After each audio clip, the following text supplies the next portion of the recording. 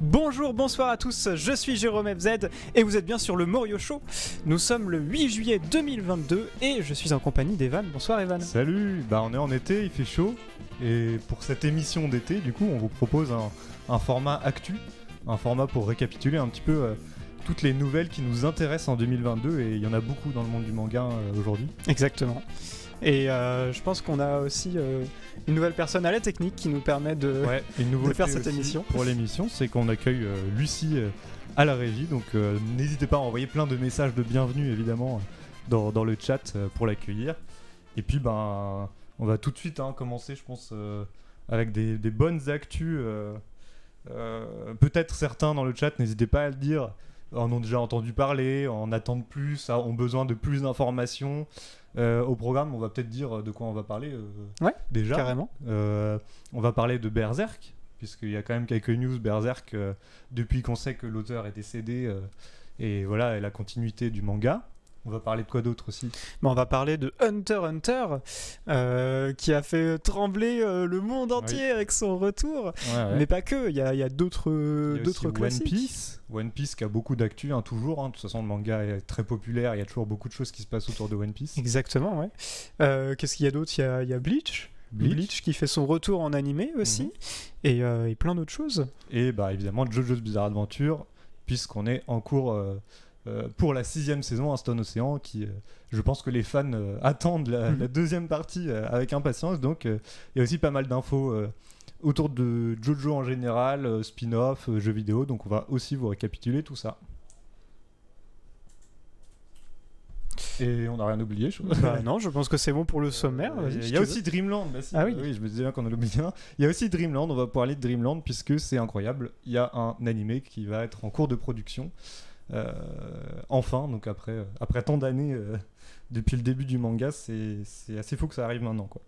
Donc voilà, déjà Berserk. Il est là. Ouais. Tu as le tome, donc c'est le tome combien d'ailleurs ? C'est le tome le premier. C'est le premier. Voilà, l'original. Et le classico. L'original. Qu'est-ce qui se passe avec Berserk ? En fait, il y a eu un communiqué récemment des éditeurs de Berserk, l'équipe en tout cas du Young Animal, là, le magazine qui publie Berserk, qui en gros explique que la publication de Berserk va reprendre, puisqu'elle a été un petit peu stoppée forcément depuis en fait la fin du tome 41.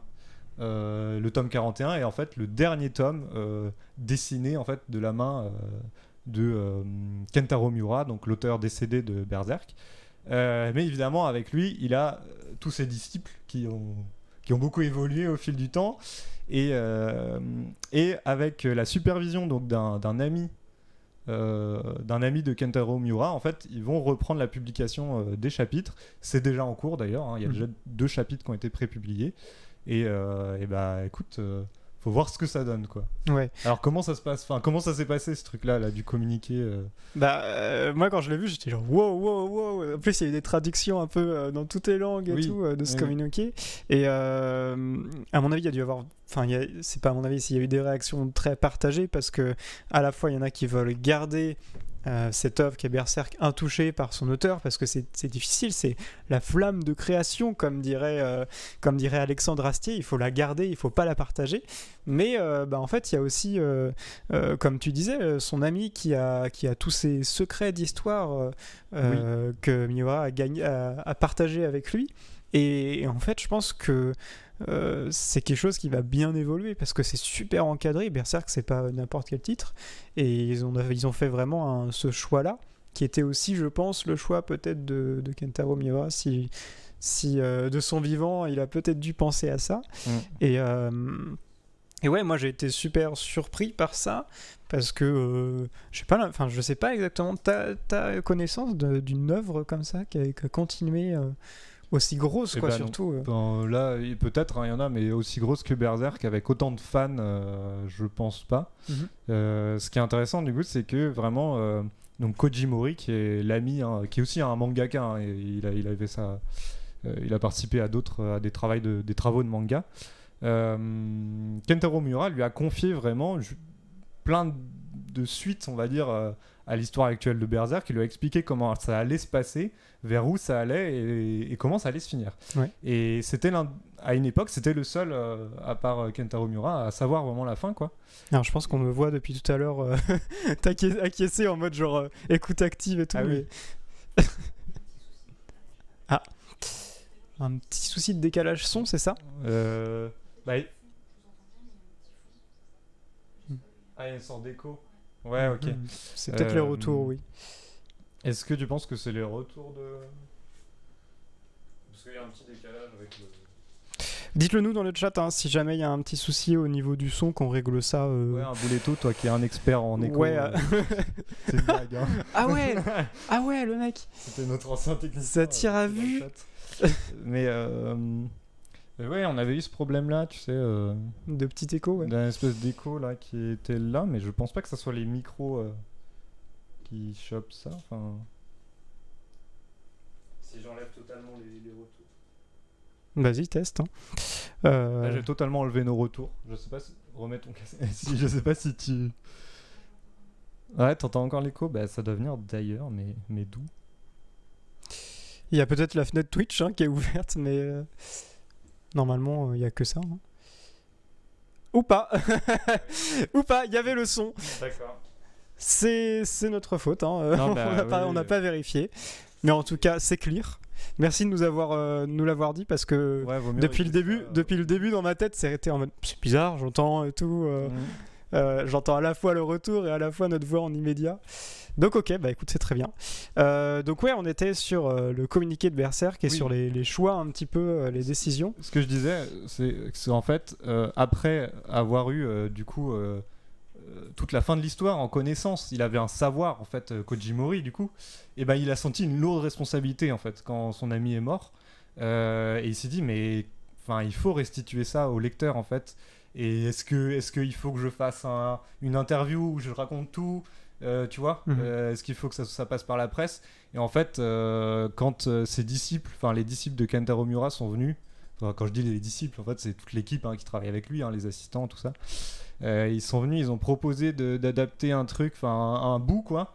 Et d'un coup, il s'est dit bah oui, en fait le meilleur moyen de restituer l'histoire qu'a imaginé Kentaro Miura, bah, c'est via son propre manga en fait.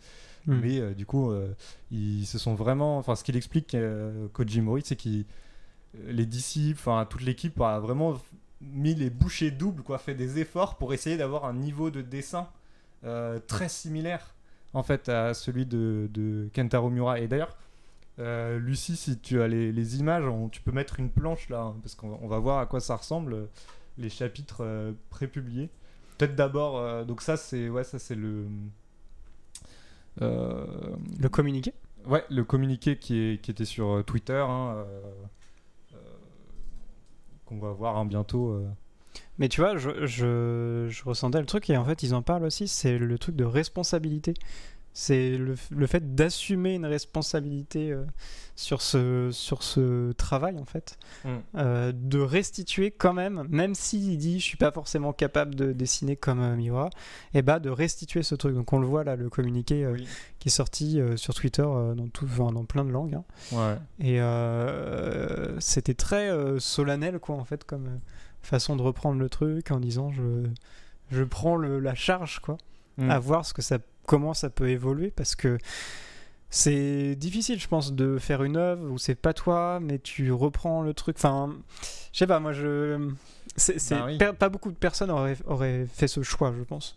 Ouais mais pourtant ils sont vraiment dans cette optique de fidélité à ce qui a été raconté. Ils vont rien rajouter, ils vont pas inventer du Berserk, ils vont vraiment faire selon ce qui a été raconté en fait à Kojimori. Donc c'est vraiment lui qui va superviser à chaque fois tous les chapitres. Oui, ce qu'on peut dire là-dessus, c'est ce que je disais, c'est que on a déjà des planches là des chapitres qui sont prépubliés là. Donc ce sera pour le tome 42. Qui sort pas tout de suite parce que le tome 41 est sorti mercredi en fait. Le dernier, mercredi 6 juillet, donc le tome 42 sera pas pour tout de suite, mais en tout cas en France c'est sûr. Mais on a déjà en pré-publication, hein, j'ai chopé Lucie, si tu peux mettre les petites planches. Ok. C'est vrai que moi je les ai pas encore vues, donc ça va être un petit reveal comme ça, tu vois, à chaud, donc ça peut être pas mal de voir genre, genre ah ouais, c'est bizarre et tout.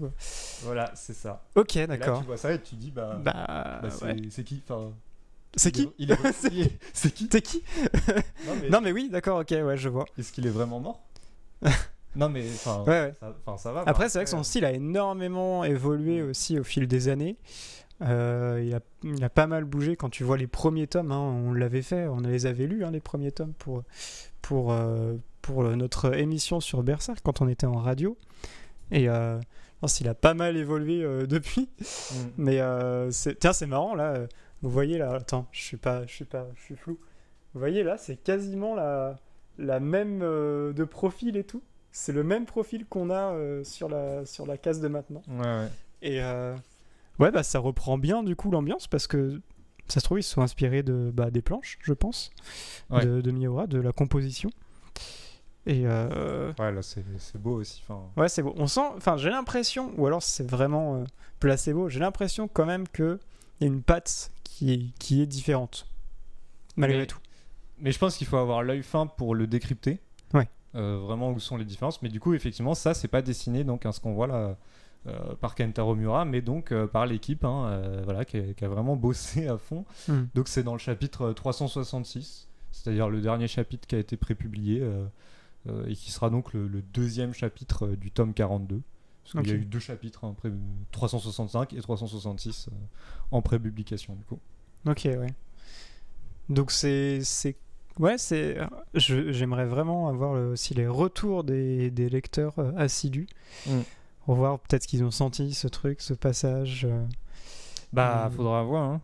Mais peut-être ça se verra aussi dans la longueur au niveau du rythme. À la lecture du chapitre, peut-être, le rythme qui sera différent, ou je sais pas. C'est possible parce que du coup, c'est pas les mêmes façons de faire les manuscrits. C'est ça qui importe aussi, quoi, dans un manga. Hein. Et à voir aussi parce que ça va être sur la longueur. Hein. Je sais pas combien de temps ça va prendre. Du coup, ils vont peut-être avoir un rythme un peu plus rapide parce que il y avait la santé aussi qui pêchait pas mal. Oui. Mais voilà, je pense qu'on va voir sur la longueur aussi ce que ça va donner. Parce que Berserk c'est quand même une œuvre, c'est un pilier du manga et le fait de le reprendre comme ça c'est pas rien, c'est pour ça qu'on avait envie de commencer sur ce sujet là. Et moi ça me donne vachement envie du coup de reprendre parce que moi j'ai pas tout lu et ça me donne vachement envie du coup de lire en fait, le fait qu'il y ait une actualité là-dessus, qu'il y a un travail qui est partagé, ça me donne envie de reprendre vraiment le manga quoi. Moi je pense que dès qu'il y aura le tome 42 qui sortira, j'irai le feuilleter un petit peu parce que je suis bien curieux du travail de la nouvelle équipe. Et puis on verra ce que ça donne. En tout cas, maintenant il est temps de transitionner vers une autre œuvre qui est donc Hunter x Hunter, comme on l'a dit au résumé, qui a repris alors que tout le monde commençait à faire des vidéos et des articles sur internet vraiment genre dans le mois d'avant quoi, en mode ça reviendra jamais et tout. Mais non, Hunter x Hunter il reste là, il revient toujours plus fort et salut poupée triste et il revient en force parce que maintenant il a fait son compte Twitter donc Togashi, donc on peut voir l'avancée et je pense que ça le micro qui se bat, je pense que ça c'est vraiment une chose que tout le monde voulait s'il y avait un retour, si jamais de Togashi, c'était qu'il y ait une création de compte Twitter pour pouvoir voir l'avancée en fait, parce que il y aurait eu ce truc de c'est juste on revient et tout. Je sais pas si tu avances dessus, ça se trouve il va plus avancer dessus et tout. Là, vous pouvez le voir sur le stream. Et c'est le Twitter de Togashi. Chaque jour, un tweet avec le numéro de la planche, quelques petits teasings un petit peu de ce qui se passe sur cette planche, et surtout derrière tous les commentaires qui sont toujours les mêmes, en mode c'est genre des mèmes d'Hunter x Hunter, genre une nouvelle journée, un nouveau tweet de Togashi et tout. Ah oui. Et alors en termes d'informations dessus, on va reprendre, c'est un peu partagé. C'est particulier. Ce qui s'est passé, c'est que donc le 24 mai, ce compte Twitter a été créé. Il est apparu comme ça Et c'était un conte où c'était pas encore écrit, donc là vous voyez ça en caractère japonais, hein, mais c'était pas encore écrit, c'est écrit Togashi quoi, Yoshihiro Togashi, c'est le nom maintenant du compte Twitter, mais c'était pas encore le cas le 24 mai. Et en fait, il y a plein de gens qui ont vu un tweet arriver en mode, justement, il a publié une sorte de photo de manuscrit en mode « Ah, j'ai à peu près fait 4 chapitres » ou enfin selon les traductions, c'est ça, ou alors « Il me reste 4 chapitres à faire », un truc comme ça. Et du coup, les gens, d'un coup, ils se sont dit « Ah, c'est bizarre et tout ». Enfin, ça, c'est devenu tendance, en fait, dans Twitter, littéralement. Et du coup, les gens ont demandé, en fait, et les presses ont demandé à des gens de la Shueisha, du coup, hein, et t'as même un ami mangaka qui a dit c'est bien lui, c'est bien Togashi. C'était l'auteur de Naruto, non?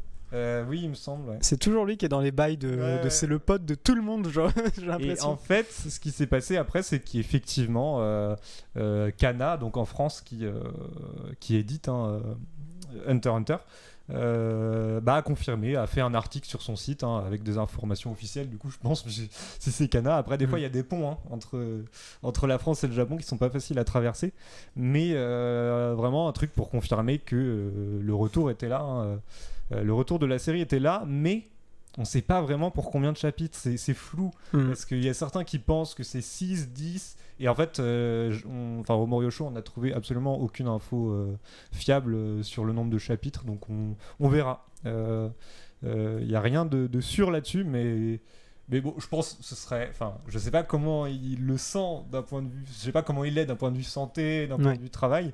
Ce serait dommage qu'il fasse vraiment genre un petit peu de chapitres, et après qu'il arrête pendant trop longtemps, quoi.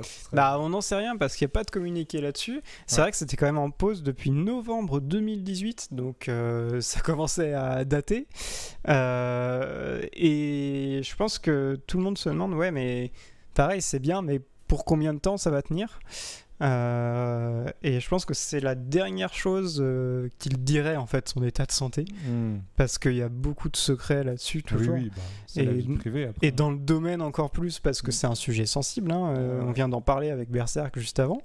C'est un sujet très sensible. Des auteurs dans le manga à cause des rythmes de travail, tout ça. Exactement, et du coup on se demande tous aussi, est-ce que dans les scans là, des formations professionnelles, est-ce que les chapitres vont être en prépublication, vont être propres, ou est-ce que le mec revient mais parce qu'il peut à peine revenir, tu vois, et du coup est-ce que ça va ressembler des fois à ce qu'on a eu parce qu'à une époque, gros brouillons, des fois c'était brouillon, donc ça c'est la grosse question. J'ai le chat qui tire sur le micro parce que mon chat est vraiment dire quand même que... assis en dessous. Moi, j'ai toujours cru au retour d'Hunter x Hunter pour la simple raison, et on l'avait déjà dit. En plus, on en a parlé dans notre dernière émission du 11 mai. Là. Le 11 mai, avant que les news tombent. Juste avant. Voilà. On était en mode peut-être un retour d'Hunter x Hunter pour la simple raison en fait que le magazine Shonen Jump n'a jamais annulé la série. Il a jamais dit c'est mort, ça reprendra pas. Et s'ils l'ont jamais fait, ça veut dire qu'ils savaient que l'auteur pouvait potentiellement reprendre en fait. Et c'était toujours dans la liste des séries en cours du Shonen Jump, même si ça s'était arrêté depuis 2018 quoi. Bah oui, et puis je pense qu'il y a vraiment une place particulière quoi, dans Shonen Jump pour Hunter x Hunter, parce que ça a toujours très bien marché malgré la parution en dents de scie quoi. Et alors maintenant on se demande pour combien de temps ça va rester, quelle sera la qualité des chapitres, et puis aussi on a envie d'en savoir plus sur l'histoire, parce que là vraiment il avait développé ce nouvel arc donc avec donc Kurapika en personnage principal, qui continuait sa quête avec la brigade fantôme, à la recherche aussi des yeux de son clan, etc. Et donc tout le monde était resté vraiment sur leur faim pendant la pause, surtout que moi je l'ai pas fait du coup, mais surtout que il avait sorti 9 chapitres, il en restait plus que 1 pour sortir un tome relié. Donc là, le prochain chapitre annoncera la sortie du tome 37 ou 38 37 C'est le 36, le dernier tome. 37. Sorti, Donc ça va être vraiment super important. Et Oui, parce qu'on est dans un nouvel arc, quoi.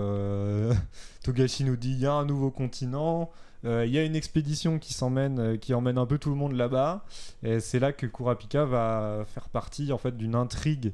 Il va se retrouver dans une intrigue avec les princes du royaume de Kakin, donc c'est l'un des royaumes dont on n'a pas entendu parler avant cet arc en fait, dans Hunter x Hunter. Où en gros il y a une guerre de succession entre les princes, et ils sont nombreux les princes et les princesses, ils sont genre 15 ou un truc comme ça, et donc il y a une guerre de succession qui se passe dans le bateau en fait, pendant le voyage quoi. Et du coup Kurapika est assigné à l'une des princesses pour la protéger en fait. Enfin non, c'est un prince parce que c'est le bébé, oui, c'est sa mère en fait, et il est assigné à protéger, et en fait ça va énormément développer des nouvelles choses au niveau du naine. Et c'est pas anodin, c'est que le naine va de plus en plus ressembler au stand de Jojo, parce que on est dans les inspirations, hein. Oui, ils prennent des formes et c'est vraiment des entités à part entière maintenant.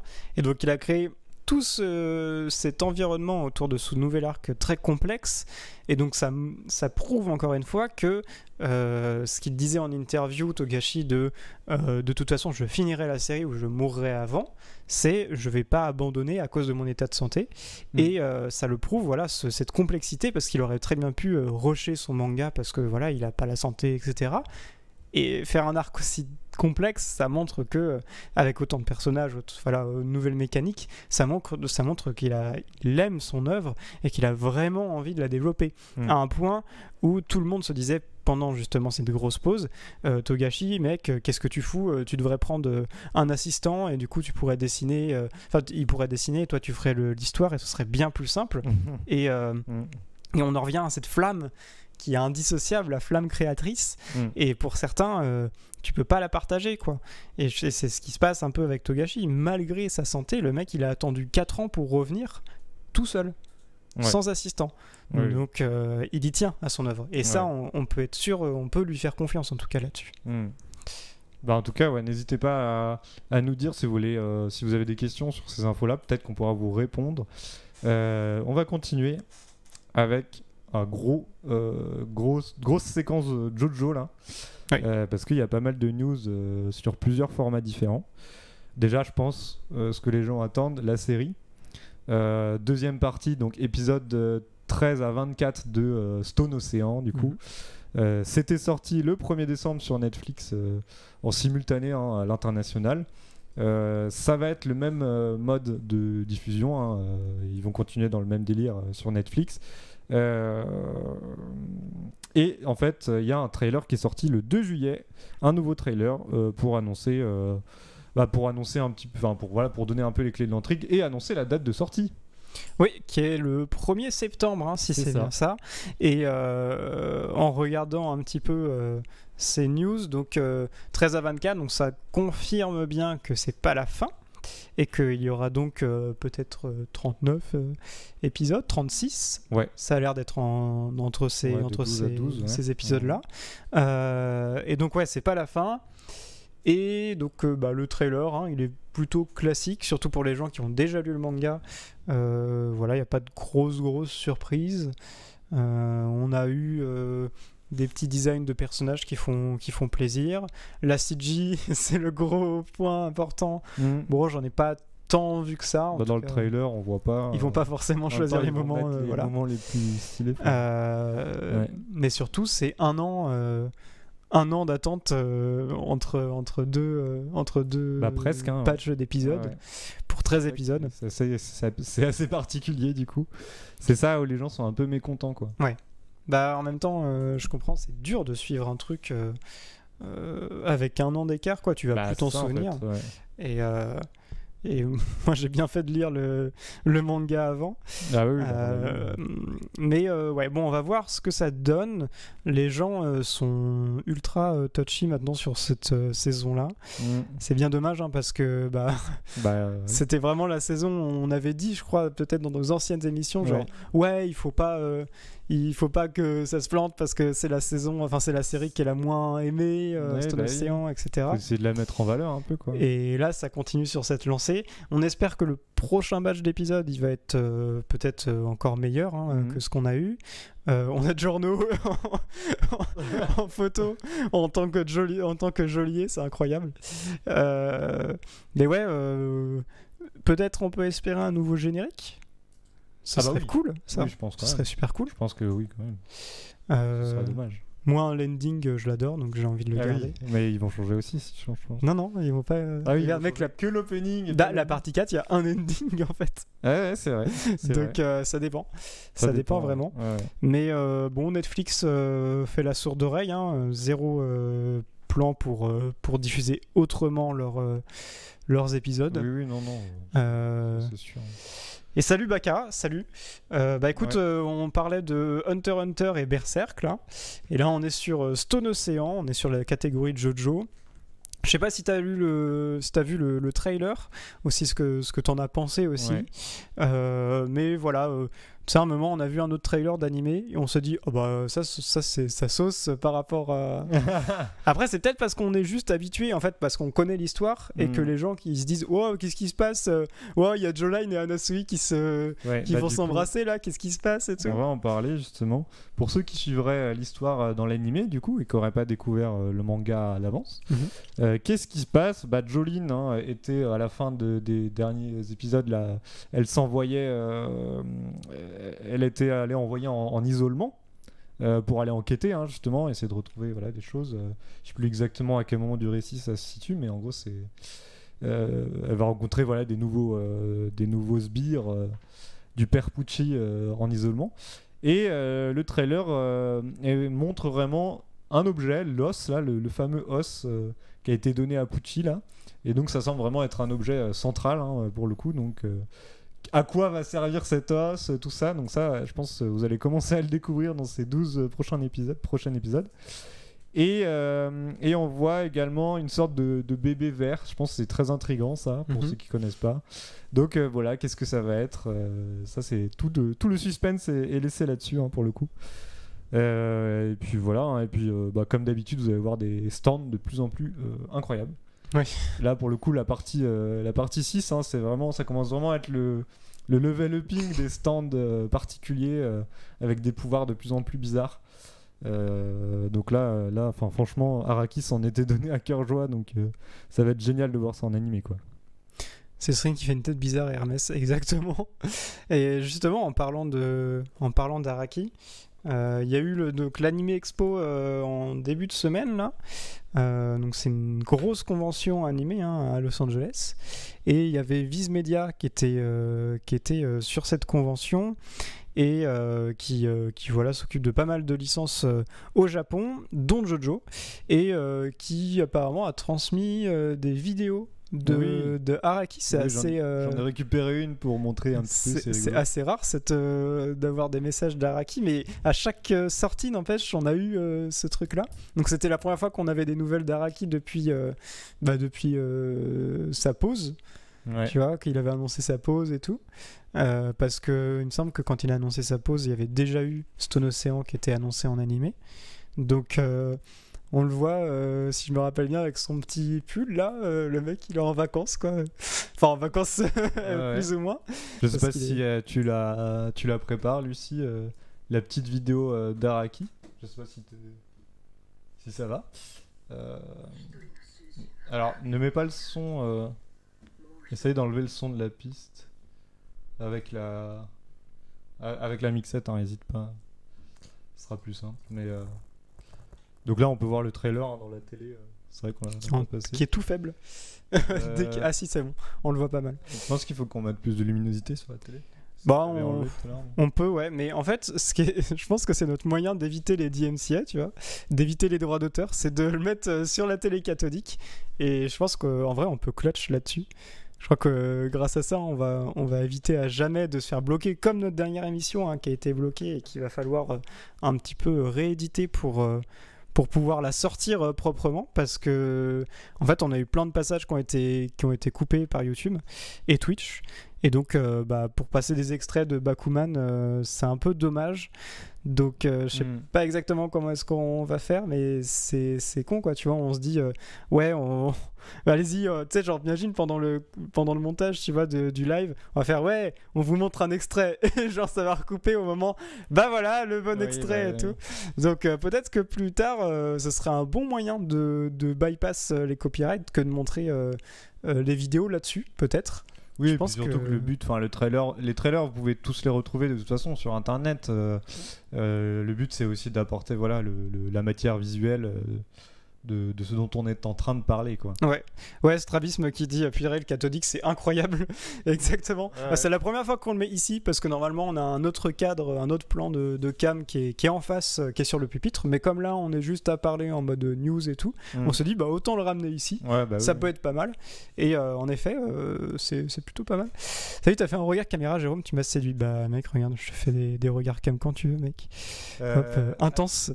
Tu voulais me dire quelque chose ou tu peux mettre la vidéo.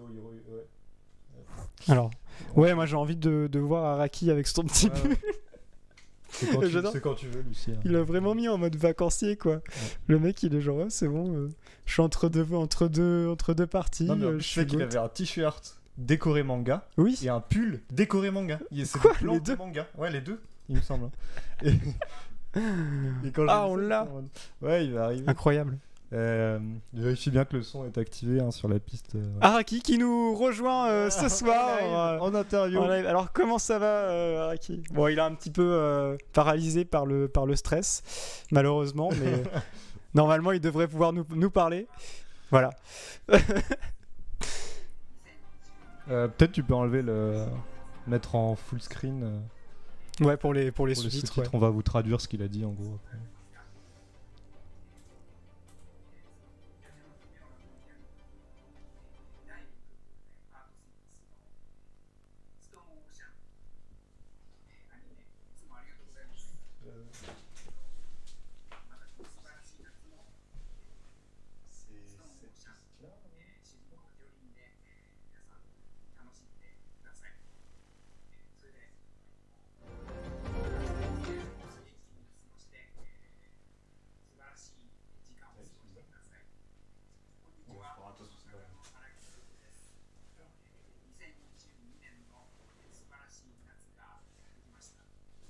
Bon, du coup, c'est Araki qui nous parle en boucle.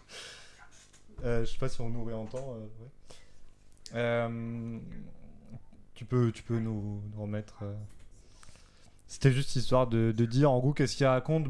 Il dit qu'il est content d'avoir reçu plein de messages d'encouragement et de gratitude, on va dire, sur Stone Ocean, quoi. Et c'est à peu près de ça. Ouais, c'est toujours. De toute façon, les messages, c'est toujours très solennel, conventionnel et tout. C'est pas une. Après, moi, ce qui me fait plaisir, c'est de le voir, le mec, vraiment trop en bonne santé et tout. Tu sens que ça va, quoi. Genre, c'est le seul mangaka qui est vraiment genre à fond dans son truc et qui ne subit pas les maladies et tout. T'as l'impression, c'est un vrai vampire. Araki à lui tout seul. En fait, le son sort dans la télé, c'est pour ça qu'on... Oui, aussi. Depuis le début. Ouais, d'accord. Mais ouais, le mec, il est trop bien. En bonne santé et tout. Bah oui, et puis il vieillit pas, quoi, comme d'habitude. Et en fait, à chaque fois, j'ai regardé, donc c'était sur le Facebook et le Twitter de Viz Media, et ils mettaient les petites vidéos de com de Araki.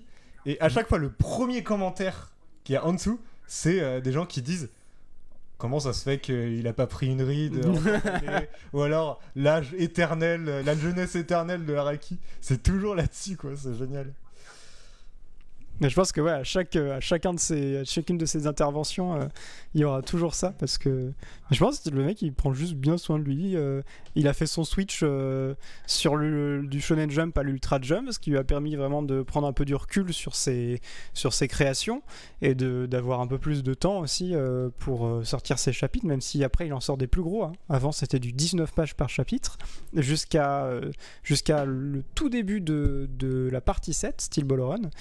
Et puis ensuite, c'est du 30 pages à peu près par chapitre. Et donc, voilà, c'est quand même conséquent. Mais comme il a 1 mois, il peut travailler dessus un peu plus librement. Et c'est je pense que c'est un auteur qui a vraiment bien fait sa transition qui a duré dans le temps et qui s'est dit à un moment, là je dois aller à un rythme un peu moins poussé. Et je pense qu'il a géré en fait du début à la fin. Il a fait son évolution artistique. Je pense que c'est un homme accompli, comme on peut le voir avec son fameux suite. Franchement, c'est accompli. Bon. Ce n'est pas tout. Actu jeux vidéo maintenant. Ouais, toujours sur Jojo. Bah ouais, toujours Jojo. Bah je t'en prie. Ouais, bah alors on a un remaster de All Star Battle qui était un titre sorti en 2013, il me semble. Donc ça date et qui va sortir donc le 1er septembre 2022, comme par hasard. En même temps que Stone Ocean. Ce serait peut-être sympa de faire un stream genre hop on regarde et après on joue et tout. Donc ce qui est cool pour nous, c'est que ça va sortir aussi sur PC parce que c'était pas dispo sur PC All Star Battle, c'était que console exclusif. Donc ça fait vraiment plaisir cette annonce du remaster. Donc remaster en 1080p ou 4K, je sais pas vraiment s'il pousse en 4K, mais il y a plein de petits changements, de nouveaux personnages disponibles, dont Speedwagon. Donc je pense que tu vois, il y a eu la pression de la communauté pour ajouter des personnages. Ils ont gardé Bao, qui est Bao, un personnage d'une de ses œuvres précédentes, Jojo. Ça c'est génial parce que tout le monde se disait ouais, du coup comme c'est dans le contexte aussi en ce moment de l'animé, etc. Est-ce qu'ils ont vraiment le gardé? Ils l'ont gardé, donc ça fait vraiment plaisir à tout le monde. Bandai Namco qui donc, il me semble que c'est bien eux, c'est l'éditeur qui édite le jeu, a fait une superbe com. En vrai, ils font une meilleure com que Stone Ocean pour l'animé. Ils font une super com avec des trailers de personnages, on peut le voir ici, avec du gameplay chaque semaine et tout, et un peu à la Smash, oui, on le voit, j'avais cru voir Smash, et c'est un peu à la Smash, c'est-à-dire genre ils dévoilent les persos et tout, part 4 Jotaro, et en vrai ouais, ils ont fait un super boulot, et d'autant plus que, alors ça, je pense que les gros tryharders de All Star Battle à l'époque vont être un peu décontenancés, mais ils ont fait redoubler certains personnages qui n'avaient pas été avant de parties qui n'avaient pas été adaptées en animé à l'époque, en 2013. Donc en 2013, ça devait être à peu près, je sais pas, la partie 3, je pense, à Stardust. Ah oui, ça devait être arrivé. Ouais, ça devait être arrivé à peu près à Stardust 2013. Ça a commencé en 2012. Ça a commencé en 2011. Ouais, il me semble bien. L'animé. Ah ouais, donc peut-être que c'était jusqu'à la partie 2. Donc en tout cas, voilà, jusqu'à la partie 6, ils ont fait redoubler avec les voix des seiyuu de l'animé. Oui, voilà. Donc ça va changer. Il y a eu déjà, on l'a déjà eu en fait, on a déjà entendu les nouvelles voix. Peut-être qu'il va y avoir aussi certains personnages qui vont être rééquilibrés, parce que là c'est un patch au bout de 8 ans, donc de 9 ans, donc c'est assez énorme. C'est énorme.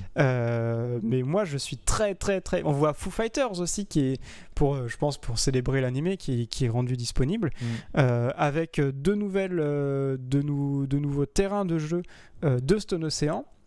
Et donc moi je suis très intéressé d'y jouer parce que ça peut être super cool en stream. C'est rigolo. Après moi je suis nul en jeu de combat, ouais. Mais c'est pas grave, bah tu feras le commentary. Allez, c'est parti. mais ouais.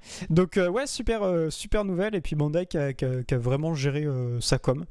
Voilà, il y a des personnages de tous les arcs, et on y jouera très certainement sur le Mario Show. Ouais, l'Ultimate Mario Gaming Show, comme dit Baka dans le chat, on verra.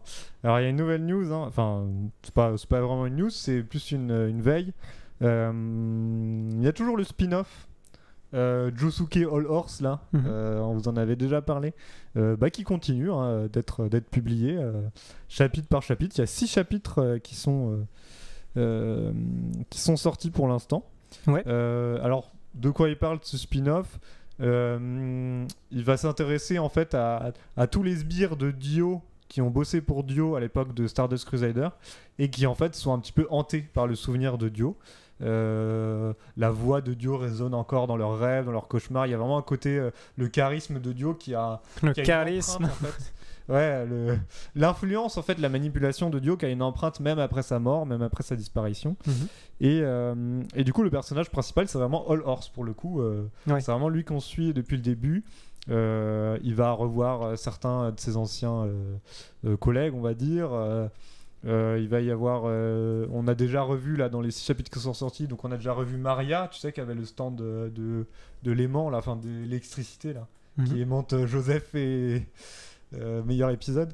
Et on a revu aussi Boingo avec son manga prédicteur. Wingo ou Boingo, je sais plus.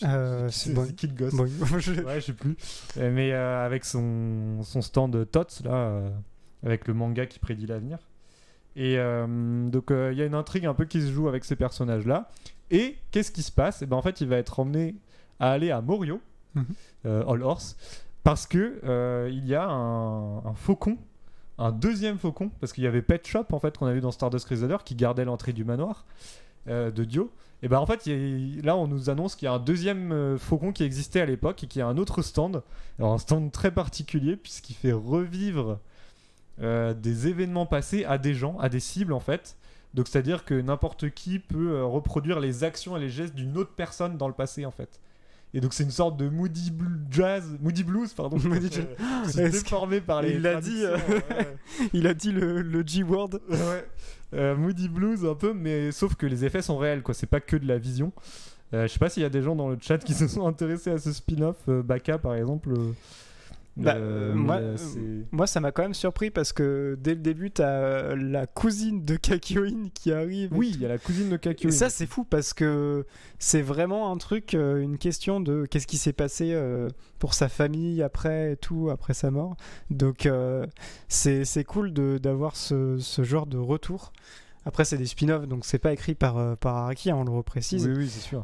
Mais pour moi, c'est vraiment des éléments pour les fans, quoi. Oui, c'est ça. En savoir plus, ou enfin, voilà, qui veulent avoir des nouvelles histoires en fait autour de JoJo, un peu side. Et moi, je trouve ça assez intéressant parce que ça se passe en 99, mais avant les événements de Diamond is Unbreakable. Ouais. Donc c'est-à-dire que Josuke ne sait même pas encore qu'il est un Joestar, et en fait, il se retrouve déjà impliqué dans une histoire de Joestar en fait, parce que bah forcément, vu que c'est lié à Dio, c'est un héritage, le fameux héritage là, Sadame.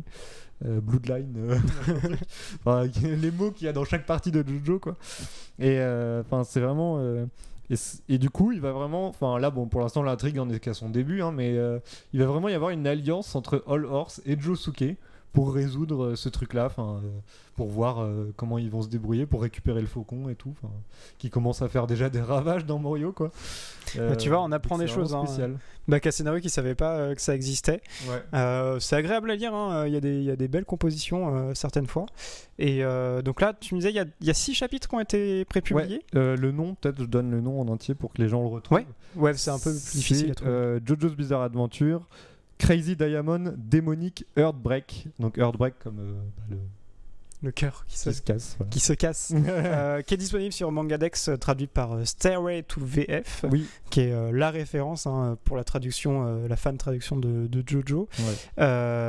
Et puis, bah, si jamais vous êtes intéressé, il y a un autre spin-off qui est en un chapitre un peu plus. Dans un mood un peu différent. Je voulais pas en parler. Tu voulais pas en parler, mais en vrai, on en a déjà parlé. Mais voilà, il y a un autre chapitre qui est aussi disponible sur Mangadex, qui est un peu difficile à trouver. Et je vais pas le name drop parce que comme ça tu vas pas me taper dessus, mais donc c'est une histoire qui reprend attends je te coupe déjà, mais faut savoir que ces deux spin-offs là ils sont prépubliés dans l'Ultra Jump hein. Oui, dans l'Ultra Jump, c'est quand même officiel et par des auteurs et dessinateurs différents. C'est pas des fans spin-off en fait, c'est ça qu'il faut comprendre. Et donc celui-ci donc c'est officiel hein, et ça se passe donc sur Stone Ocean avec Jolene qui est en prison et qui découvre une nouvelle utilisateur de stand avec Pucci qui lui donne un CD de stand et tout là, et c'est quoi son truc, c'est elle a un stand qui comment dire, qui provoque des trucs dans le corps. ouais, c'est un peu bizarre. Il y a un espèce de sadomasochisme dedans et tout. En vrai, j'étais vraiment, comme tu dis, tu l'as souligné, c'est pas du fan spin-off, donc ça, que ce soit sorti vraiment officiellement, tout le monde était genre mais what the fuck, délire, en fait. Qu'est-ce qu'il ça, mais je suis sûr que Araki il est genre let's go, vas-y. Ouais, ça doit le faire marrer. Et c'est une autrice, hein, c'est une mangaka femme qui a sorti ça, donc les gens qui ont dit ouais c'est une vision d'homme et tout, voilà, faut se calmer déjà, mais voilà, c'est intéressant, c'est une œuvre en soi qui est sortie, qui est officielle, donc voilà. Je pense qu'il est listé sur Stairway to VF. Ouais, on vous laisse le soin de chercher. Je crois qu'il y a un truc avec Westsnake, un par truc comme ça. Voilà, bon, bah écoute, je pense l'info qu'on n'a pas, on n'a pas d'infos sur la partie 9 pour l'instant. Ouais, pour l'instant. On sait qu'elle a été annoncée, mais ça n'avance pas. Elle a annoncé, mais ça n'avance pas. En vrai, ça va bientôt faire un an. Un an en août. Je pense qu'on devrait bientôt avoir, peut-être au 1er septembre, en même temps que tout le reste, avoir des nouvelles sur cette partie, sur cette dernière partie. Je pense qu'il y aura toujours des événements ou des lives spéciaux, tu sais, qui font la TV Japan là-bas, à Warner Bros Japan et tout. Vous pouvez suivre, si vous voulez des infos sur Jojo, vous pouvez suivre sur YouTube. Alors vous n'aurez pas de traduction en français, mais la chaîne YouTube de Warner Bros Japan qui du coup possède les licences de l'animé par exemple, c'est là que vous voyez. Bon, si vous suivez la chaîne YouTube Netflix, vous voyez aussi, mais comme ils sont moins doués en com, en tout cas sur cette série, ils veulent pas la mettre en avant, donc. La Warner Bros qui avait fait le live. Avec les traductions foireuses, The Joystar Pizza. C'était les traductions automatiques. C'était incroyable. Mais oui, c'est une bonne source quand même de news sur Jojo. Donc voilà pour clore le tome de Jojo de l'émission du Monde. Ok, alors on va arriver sur un nouveau manga. Ouais, du gros. Qui va envahir absolument tout. Bien sûr, c'est One Piece qui est là. Les news sur One Piece. Alors qu'est-ce qu'on a en news sur One Piece? Par quoi on commence? On commence peut-être par le manga, c'est le plus important. L'actu manga, je vais faire genre je m'y connais alors que je regarde pas les scans moi, donc en fait je lis les tomes en mode legit et tout. Quoique maintenant il y a les scans et tout sur Glénat. Mais alors dis-moi, qu'est-ce qui se passe en ce moment sur One Piece? C'est juste histoire de dire que One Piece est en pause depuis le chapitre 1053. Ouais. Donc qui était disponible, comme on a dit, en simultrade, c'est comme ça que ça s'appelle, sur la plateforme Manga Plus et aussi sur Glénat, sur le site de Glénat, éditeur en France. Donc ça, c'est sorti le 19 juin. Donc One Piece en pause pour un mois. Une pause qui va permettre notamment, et on va en reparler, à l'auteur d'aller au Cap. En Afrique du Sud pour voir le tournage du live action. Donc il va s'y rendre direct. Il va s'y rendre, ouais. En tout cas, moi, c'est ce que j'ai vu. Ok. Et à l'heure actuelle, donc, l'histoire, on arrive on approche de la fin maintenant de l'arc Wano Onigashima. Sans en dire plus. En gros, le chapitre 1054 va sûrement être une sorte de passage vers la suite. Oui, ça a été la manière dont ça a été annoncé, qui a encore une news qui a fait trembler un peu le monde, c'est que la fin de Onigashima a été annoncée et ça annonce le début de l'arc, de la saga finale de One Piece. Il faut encore qu'il s'en aille de tout. Une saga, qu'est-ce que ça veut dire? C'est-à-dire qu'il y a plusieurs arcs dedans. Ça peut durer 5 ans, quelque chose comme ça, autour de 5 années. Ça fait 3 ans. Ça fait 3 ans que ça doit se finir dans 5 ans, mais là c'est officiel. On verra.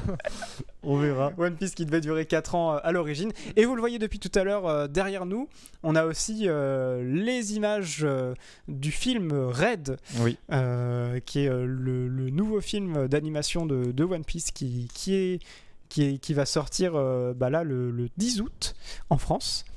Il me semble peut-être 1 ou 2 jours d'écart avec la sortie japonaise. Donc on va faire gaffe à pas se spoil, parce qu'il y a des trucs importants. C'est clair. Mais alors il y a eu donc un nouveau trailer qui est sorti très récemment, donc on est au 2e trailer. Et donc qu'est-ce qui s'est passé? Parce que nous, on pensait que Stampede, c'était le dernier, en fait, le dernier film d'animation. Bah, au final, non, ils sont revenus. Ça va être le 15e film au total, Red. Stampede, c'était en 2019. Au final, ils font un nouveau film. Ça a été annoncé donc lors de la diffusion de l'épisode 1000. Okay. Et il y avait eu les séances spéciales et on y était allés ensemble.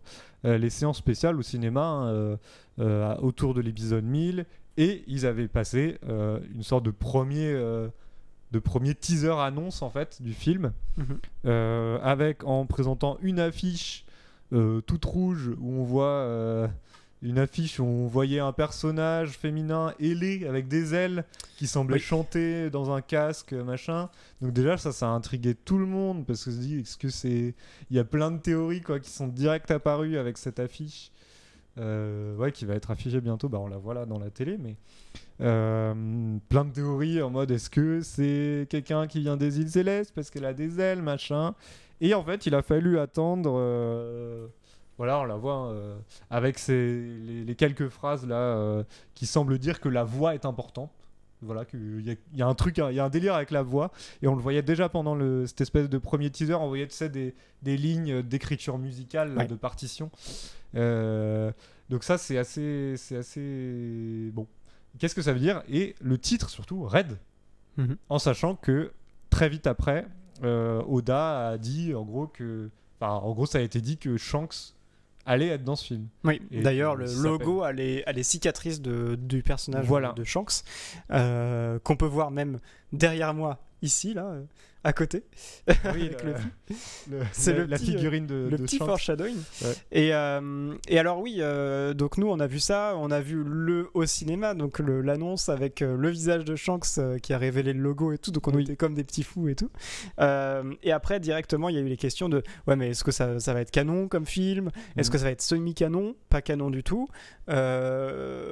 Jusqu'ici c'est un peu particulier parce que jusqu'ici les films ne sont pas canons, les films de One Piece. Non. Cependant, il y a quand même un film qui attise la curiosité, c'est Strong World, qui a été le 10e film et le premier film écrit par Eiichiro Oda, puisque Strong World a eu un personnage, donc l'antagoniste, qui est réapparu officiellement dans le manga. Voilà. Alors, est-ce que les événements qui sont passés, les événements ne peuvent pas arriver avec les Mugiwara, puisque c'est impossible. Dans la timeline, c'est impossible, mais le personnage existe. Alors, qu'est-ce qui va en être de ce film? Qu'est-ce qui va rester du film? La question, c'est que en ce moment, avec tout ce qui se passe avec les empereurs, etc., Shanks, ça nous aiderait en fait avec le manga d'avoir des informations qui sont canons en manga, parce que Oda n'a plus trop le temps de développer certaines choses dans son histoire. Un film semi-canon pourrait l'aider en fait, même si puisqu'en fait dans la trame en fait on apprend que le personnage avec les ailes, donc c'est la fille de Shanks. Et donc cette info pourrait très bien ne pas être canon, mais des infos flashback de Shanks ou quoi pourraient l'être, et donc ça pourrait permettre de développer et faire un petit teasing vers l'arrivée un petit peu plus prononcée de Shanks dans le manga. Ça ce serait parfait en fait, et le timing a l'air de concorder. Donc qu'est-ce qu'il nous raconte ce trailer? Parce que du coup il a fallu attendre les trailers pour en savoir plus sur ce personnage mystérieux de l'affiche. Le trailer, qu'est-ce qu'il nous raconte? Il nous raconte qu'il y a une certaine Uta, qui serait donc la fille de Shanks, qui aurait environ à peu près le même âge que Luffy, a priori, et qui serait donc une cantatrice mondialement connue. Mais ce qui est trop drôle, c'est que le pitch du film, pour la sortie du film, ils disent c'est la première fois qu'elle va monter sur scène. Du coup, c'est assez rigolo. Elle est mondialement connue, mais oui, du coup, en tout cas, c'est ce qui est écrit du synopsis. Et en fait, c'est une fille que Luffy connaît, puisque on va le voir là dans le trailer. Voilà, ils se connaissent parce que on voit dans le trailer un moment où ils sont enfants ensemble. À Fuchsia, du coup, pendant le séjour de Shanks qui a duré 1 an à Fuchsia. Et Oda, qu'est-ce que j'en pas Oda, mais en gros, le film s'insère dans une temporalité qui serait à ce moment-là. Voilà, on l'a vu. Mais ouais, donc ça se concorde en fait en plus dedans. Faut se rappeler après que souvent les temporalités des films sont parfois probables, mais qu'elles n'ont jamais d'impact, en tout cas sur l'histoire. C'est ça qu'il faut retenir, quoi. Ce qui se passe dans les films n'a pas d'impact sur l'histoire du manga. Mais ce qui est sympa des fois, c'est d'avoir des petits ponts Et c'était déjà le cas dans Stampede, tu sais, à la fin de Stampede, il parle de l'Eternal Pause, là, exactement, machin, où on voit le bateau de Roger, et comme par hasard, qu'est-ce qui arrivait dans la suite du manga? Le flashback qui parlait de Roger. Tu vois, bon, il y a des trucs comme ça. Fait étonnant, t'as parlé de Strong World tout à l'heure, donc avec le personnage de... Comment il s'appelle le type qui flotte? Shiki no Lion. Voilà. Perso important qui a été du coup évoqué, on n'a jamais vu encore dans le manga, sauf on l'a vu une fois sur grâce au fruit de la transformation là, à Wano, où en fait la vieille de Wano là, qui complote avec Orochi là, qui peut se transformer en n'importe qui, enfin qu'elle a rencontré. Du coup, ça veut dire qu'elle aurait rencontré ce fameux Shiki. Donc ça, c'est très intriguant d'un point de vue théorie. Mais on l'a pas vu, en tout cas en personne. On l'a juste évoqué au niveau d'Impel Down, comme quoi c'est l'un des seuls qui s'était échappé de la prison. Voilà. Et Strong World, ce qui est très bizarre, c'est que c'est aussi le seul film dont l'écran titre, le logo quoi, a les 3 cicatrices comme ça sur le D. C'est ça, hein, il me semblait qu'il y en a 2 films comme ça, et c'est Strong World et Red. C'est trop bizarre. C'est très bizarre, oui. Et en effet, tu vois, tu l'as souligné, le fait de faire un pont, ça a faire un pont avec le manga, c'est arrivé dans le dernier film, je pense qu'ils vont forcément le faire maintenant, avec ce nouveau film, donc qui sort le 10 août, donc dans très peu de temps, dans un mois. C'est les actus de l'été. Et on ira tous les deux. Ce serait stylé de faire un petit vlog, un petit truc comme ça. Mais je pense que le moment de l'arrivée de Shanks dans le film, vraiment pas en flashback, va y avoir tout le monde et tout. Ça va être assez incroyable. C'est vrai que nous on a un peu le point de vue de fans de One Piece et tout ça. Je pense qu'il y a beaucoup de gens qui sont très sceptiques sur les films, qui pensent que c'est pas utile, machin. Souvent ils sont bof. Et ça peut se comprendre. Faut quand même dire par qui il va être réalisé. Il va être réalisé par Goro Taniguchi, qui est quand même le réalisateur de Code Geass. Donc c'est quand même c'est pas mal, une bonne référence de mise en scène. Enfin, c'est vraiment incroyable Code Geass en termes d'animé. Et d'ailleurs, c'est même pas son premier film One Piece, puisque le tout premier court-métrage là, qui a été fait en 1998 de One Piece, c'est Goro Taniguchi qui l'a réalisé. Et là, c'est très drôle parce que ce court-métrage-là, il a été réalisé tel qu'aucun autre média audiovisuel de One Piece n'a été réalisé, c'est-à-dire avec les anciennes la technique traditionnelle d'animation, le rythme et les sound design des anciens films, tu sais, façon Miyazaki et tout ça, c'est pas du tout le même délire que quand tu regardes ce qu'a fait la Toei Animation dès les premiers épisodes de One Piece, où ils étaient vraiment complètement dans la logique d'embrasser le 21e siècle avec un nouveau format d'animé, enfin voilà. Et là c'est très drôle parce que je l'ai regardé un peu ce court-métrage là, et c'est vrai, on a les ambiances un peu où il n'y a pas tout le temps de la musique et tout, il y a des moments un peu silencieux, machin et tout, et en fait t'as l'impression de regarder du One Piece mais genre nostalgique, tu vois. Là où l'animé du coup c'était un peu particulier parce que c'est pas toujours beau, c'est pas toujours voilà, enfin maintenant ça l'est mieux, mais on en a déjà parlé plein de fois quoi, sur le mode de production de One Piece. Du coup c'est très particulier, c'était un OAV en fait, c'est on peut dire une sorte de film zéro quoi. Et d'ailleurs, en parlant de films, il y a les 5 premiers films de One Piece qui sont dispo sur ADN depuis le 6 juillet, il y a 2 jours. Mercredi, Donc voilà, si vous voulez un petit peu vous replonger dedans avant d'aller voir le 10 août One Piece au cinéma, ça peut être l'occasion rêvée. Et voilà, je pense que, je sais pas si on avait parlé aussi de la date du tome de sortie de sortie du tome 102 peut-être. On peut récapituler ça effectivement. En gros, le chapitre 1054 là, dont on a parlé tout à l'heure, il sort donc le 24 juillet. Donc il faut attendre un petit peu, mais ça va arriver. Et le tome 102, du coup, il va paraître le 14 septembre. Donc t'as un petit peu de temps avant de découvrir la suite de l'histoire. Yes. Et alors, est-ce que ce sera mieux que les Mignons 2 au cinéma? Alors ça, c'est une vraie question. Faudrait aller voir les deux et comparer. Tu te fais une double séance. Tu te trompes, t'arrives en mode chapeau de paille et tout avec les mignons, tu dis et tout, dès qu'il y a un mignon qui arrive sur ça. T'es pas sur le mot. C'était planté de trucs, mais il est content quand même, quoi. Alors, on n'a pas que du ciné en One Piece, parce qu'on a aussi du Netflix encore une fois. Mais bon, vu comment ils gèrent différemment leur production, ça peut bien se passer. Pour l'instant, ça se passe bien. C'est le live action de One Piece, dont on a continuellement des news. Et des bonnes news, donc ça c'est plutôt pas mal. On peut voir notamment à côté de moi, là derrière moi, le concept art du Baratie.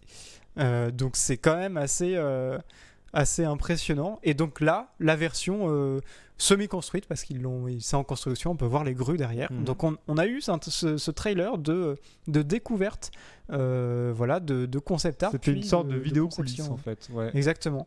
Et c'est rassurant de voir qu'ils viennent construire les décors en dur, vraiment. Qu'ils mettent autant de cœur à l'ouvrage. On peut le voir là-dessus, c'est quand même des grosses constructions, quoi. Et la volonté de jouer avec le décor, c'est assez rassurant parce que les personnages vont déjà être bourrés de CGI. Donc le fait d'avoir des décors sur lesquels on peut se rattacher, qui sont des décors naturels, ça va vraiment aider en fait, je pense. Alors comme le dit Baka Scenario, pour resituer un peu cette série, ça va être l'une des séries les plus chères.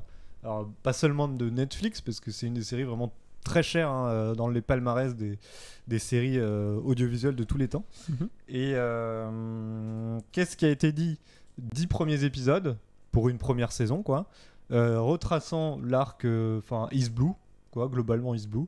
Alors je sais pas si ça, j'ai pas trop compris moi s'ils allaient inclure genre le passé de Luffy ou comment ils allaient. Je pense quand même qu'ils vont quand même inclure Romance Down, quoi, le début et tout ça. On a vu que Nami avait été castée aussi en enfant. Donc c'est pareil, ils vont bien garder les flashbacks et tout comme il faut.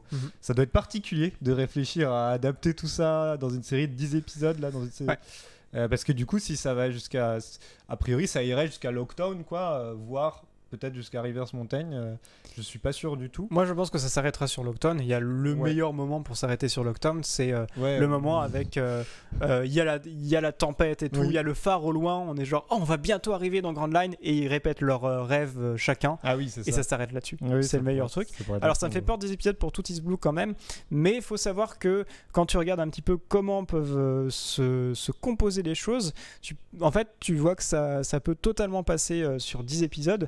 Ça dépend de la longueur, de la durée des épisodes chacun. C'est du 50 minutes. C'est pas du... Est-ce que ça a été annoncé pour l'instant? Je pense que oui, mais j'ai pas chopé l'info. C'est pas du format animé de toute façon. C'est du format série. Donc c'est quelque chose d'un peu plus long. Moi, je pense que c'est totalement faisable. Après, voilà, c'est une adaptation. Donc on va en parler plus tard. Mais les adaptations, il y a aussi des partis pris, des choses qu'ils vont enlever. De réécrire un petit peu le récit. Et de toute façon, East Blue, c'est quelque chose qui va assez lentement. Il y a des choses quand même qui peuvent être enlevées, notamment, moi j'étais quand même choqué de revoir que dans le manga, il y a beaucoup de réactions de la part des bystanders derrière, tu vois, qui sont waouh, qu'est-ce qu'il fait et tout, incroyable, il est trop fort et tout, un fruit du démon. Et en fait, ça, voilà, il y a beaucoup de choses qui peuvent être accélérées. Il y a des choses qui peuvent être remaniées, qui vont peut-être mieux marcher en live action, qui n'auraient pas marché en manga. Donc je pense que là-dessus, il faut faire confiance. Steve Maeda, qui est le showrunner dessus, voilà, il a l'air d'inspirer quand même plutôt la confiance. Donc c'est quand même un live action qui avait été annoncé depuis 2020. C'est ça, par Eiichiro Ueda lui-même dans le manga, avec une sorte de dessin à la fin. Du coup, c'est assez rigolo. Et ça a été vite confirmé. On n'a pas de trailer pour l'instant qui montre des images. Parce qu'en même temps, je pense que ça doit être vraiment en cours de production, tournage. Bah là, c'est le tournage en fait. Donc, de toute façon, on n'a pas de trailer, mais par contre, on a donc cette vidéo coulisses qu'on peut voir tourner depuis tout à l'heure. Avec Luffy qui est au milieu ici, là, et qui est toujours plein d'énergie dans chacune des promos. Moi, au début, ça me faisait un peu cringe, mais maintenant, je comprends en fait qu'ils ont besoin de montrer ça. Ils ont besoin de montrer un Luffy qui est énergique dans les promos. T'imagines vraiment genre salut à tous, c'est Luffy.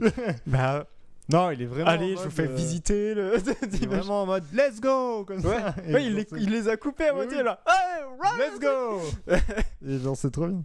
Alors ouais, donc ce cast qui pour l'instant moi ne me fait pas peur et qui me rassure un petit peu.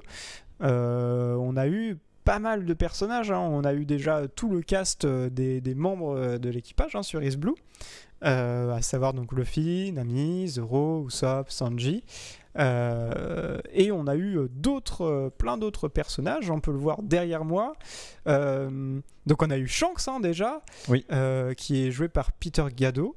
On a le père d'Usopp, on a Kobe, on a Alvida, on a comment il s'appelle Hermep.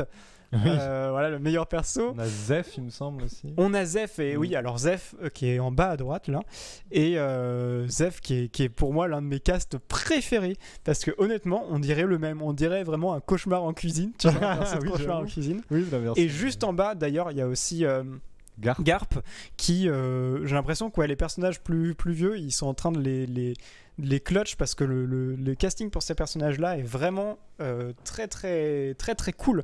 On sent que c'est des personnages qui imposent et il y a besoin de ça en fait dans One Piece. On a aussi la sœur de Nami, Nojiko, et qui donc les gens se sont dit mais pourquoi est-ce que là ouais, vas-y, tu peux appuyer là-dessus, sinon on n'a plus de retour.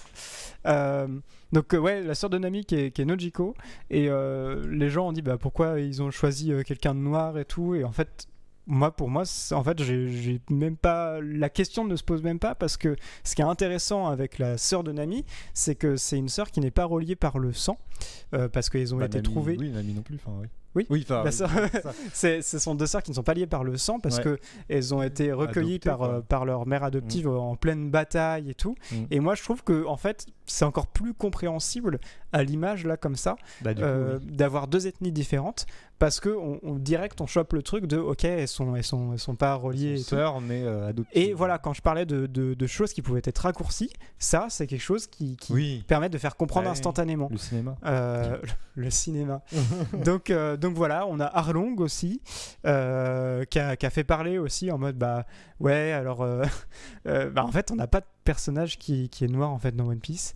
Et c'est vraiment. Et du coup les hommes poissons sont censés représenter en fait les peuples qui ont été mis en esclavage, qui ont été exactement, été opprimés, et ça dans la réalité c'est surtout les peuples africains, enfin pas que évidemment, mais t'as le peuple africain qui est vraiment l'exemple du peuple qui a été opprimé en fait. Ouais, notamment sur l'arc de l'île des hommes poissons, où on arrive dans leur habitat, et là on a des personnages qui font vraiment figure de référence à des figures historiques en fait.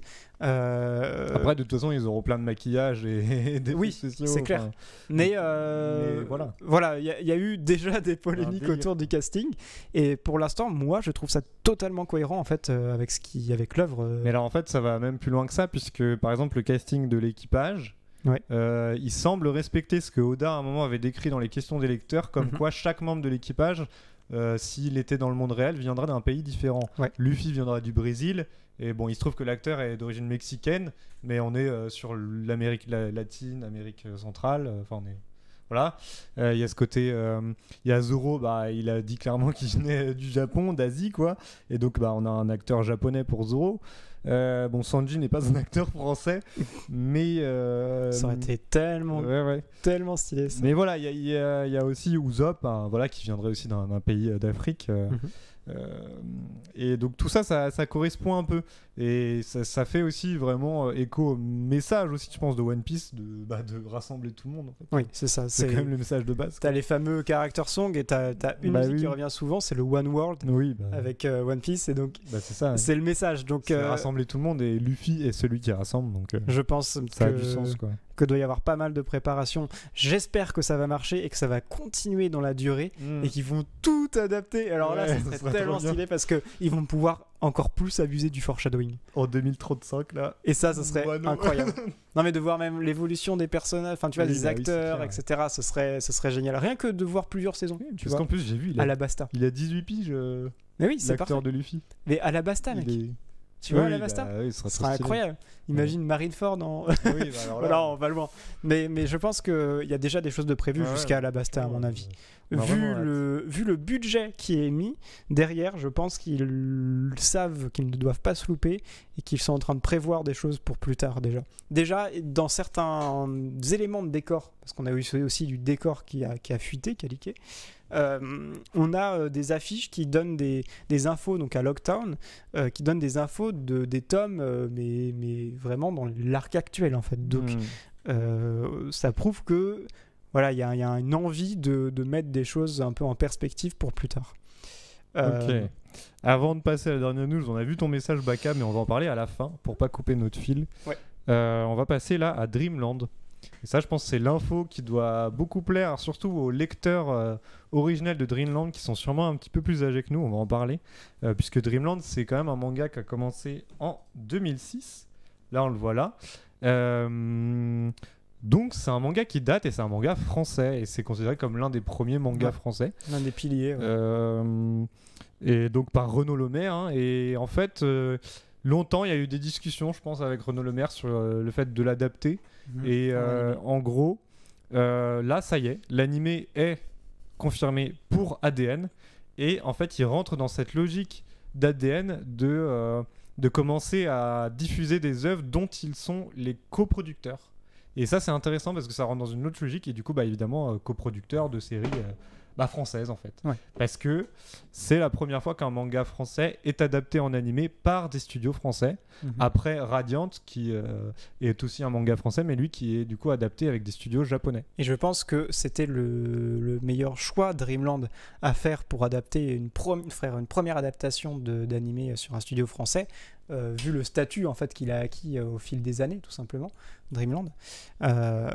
Et donc, moi je trouve qu'au niveau de la position d'ADN, c'est pas anodin parce que on voit Crunchyroll qui a avalé Wakanim, qui avale toutes les autres plateformes de streaming pour devenir vraiment un catalogue, mais tellement gigantesque.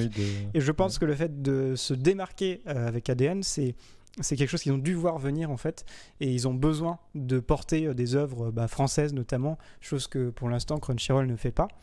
Donc pour moi c'est une position qui est totalement compréhensible. On a eu aussi dans un live le 15 juin dernier du coup la présence de Renaud Lemaire sur un live de ADN où ils ont pu parler un peu extensivement de comment ça s'était passé, la rencontre aussi avec les gens qui vont adapter, le fait que du coup, forcément, alors c'est en combien d'épisodes? Est-ce que tu les as? Oui, alors je vais expliquer tout ça. Donc en fait, on a effectivement une première saison de 10 épisodes qui est prévue. Et l'idée des studios, c'est d'adapter des tomes 1 à 19 en 3 saisons. Donc ça va faire en gros, je pense, 30 épisodes pour le coup. Enfin, c'est pas sûr pour les autres saisons, mais en tout cas la première saison sera de 10 épisodes.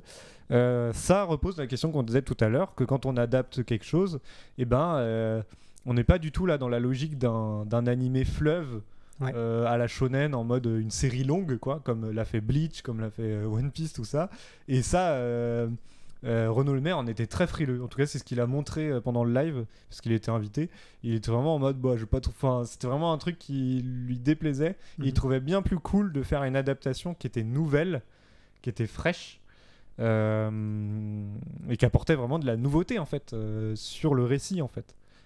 Ouais, et je pense que les gens donc on a pu avoir sur ce live les gens aussi qui ont proposé donc ce scénario en 3 saisons et d'abord même en une saison. Ils voulaient vraiment que la première saison puisse se finir et qu'il y ait un vrai développement en fait de l'épisode 1 à l'épisode 10 et que ça puisse se finir si jamais ça trouve pas son public. Oui, clairement. Parce que c'est une première. Hein. Bah oui, c'est ça. Et donc, en fait, il va y avoir des choses, comme il disait, qui va être mélangées. C'est-à-dire, il y a ces trucs des soirées à Montpellier, là, les soirées et tout, un peu débauche et tout. Et il y en a plusieurs. Et eux, ils ont fait le choix de les rassembler en une, par exemple.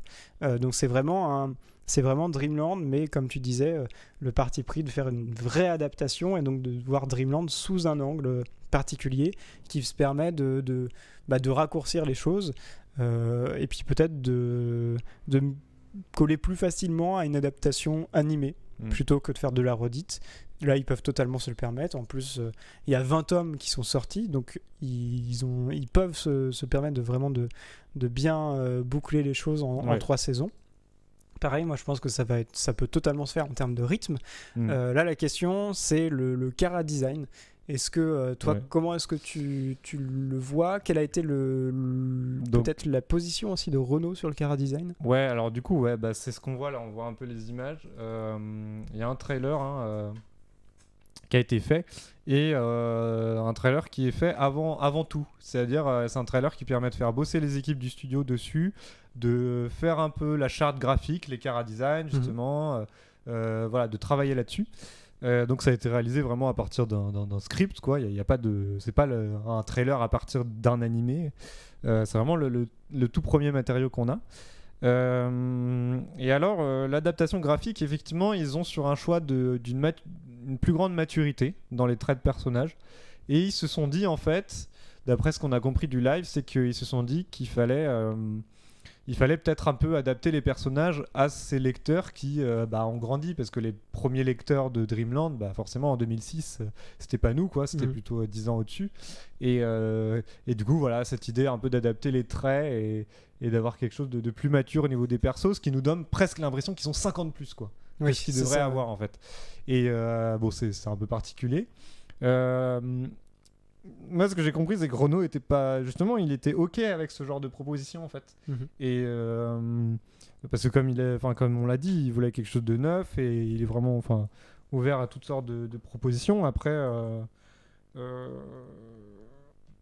qu'est-ce que je veux dire, en fait, il y a aussi ce qui pouvait inquiéter les gens. Je sais pas si tu veux encore parler du design, mais ouais. Juste en dernier mot sur le design, c'est vrai que moi ça me va qu'ils aient l'air plus vieux. Le seul truc, c'est que j'ai pas envie qu'ils fassent trop sérieux, en fait, parce que vraiment sur le trailer, c'était quelque chose d'assez sérieux.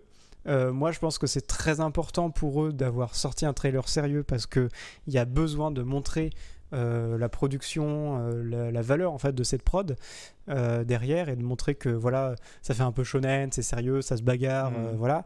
Mais moi j'aurais, la grosse question qui se pose, c'est est-ce que va y avoir un côté encore toujours un peu potache, humour, même dans le chara design. Et là, en fait, le chara design, il est plus ou moins calé, quoi. Donc, ma question, c'est vraiment de se dire, par exemple, est-ce que Saba, qui a vraiment une bouille un peu ronde, et que c'est un gros déconneur, un gros teuffer, un gros fumeur de joint, à quoi il va ressembler? Parce que là, ok, pour la promotion, on peut faire des trucs un peu plus sérieux, mais faudrait pas que ça lisse trop Dreamland. Apparemment, c'est pas forcément le cas. Après, c'est le format vidéo aussi. Ça peut être le format. On est moins dans les trucs ancrés, tu vois, des mangas, les traits un peu. Ça peut être le format vidéo. Ça, Mais moi, je pense que la force de Dreamland, c'est aussi ce côté potache et cette non-censure, quoi. Et voilà, j'aurais quand même bien aimé le retrouver sur le chara design, ça c'est sûr. Ouais. Justement, tu parlais de Saba. Au-delà du chara design, il y a quelques adaptations qui vont être obligatoires sur le fait de transposer l'histoire dans l'audiovisuel, dans le parc audiovisuel français, si on peut dire, en fait, puisque par exemple au niveau de la drogue ou de l'alcool consommé par des mineurs, c'est pas possible, en fait, à la télévision française ou sur des diffusions en France de montrer ça. Donc il y a de petites adaptations qui sont vraiment des détails par rapport à l'essence de ce qu'est Dreamland, en fait, mais c'est intéressant de le dire parce que je pense que les gens doivent se poser beaucoup de questions. On sait que Dreamland, ça peut être cru, on en avait déjà parlé sur le langage, sur des choses et tout ça. Ensuite, a priori, d'après ce que Renaud a dit, c'est qu'il n'y a rien à censurer. Parce que déjà, lui, il sait ce qu'il fait, il s'auto-censure déjà pour pas trop partir en cacahuète, et qu'a priori, il n'y a pas de raison qu'il y ait des trucs trop occultés, mais comme de toute façon, ils vont adapter et qu'ils vont pas tout montrer ce que Renaud a imaginé et a montré dans son manga, voilà, il y a des choses... la question va pas se poser, en fait, sur certains moments, quoi.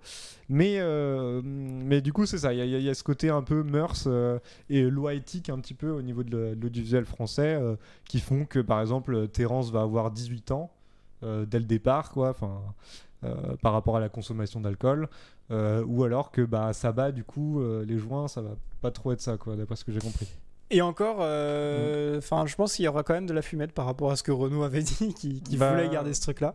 Ouais. Donc, je sais pas s'ils en ont parlé pendant le live, donc on sait pas trop. Mais voilà, faut pas non plus trop s'inquiéter au niveau de la censure. Voilà, il y a toujours du cul, il y a toujours ce genre de choses.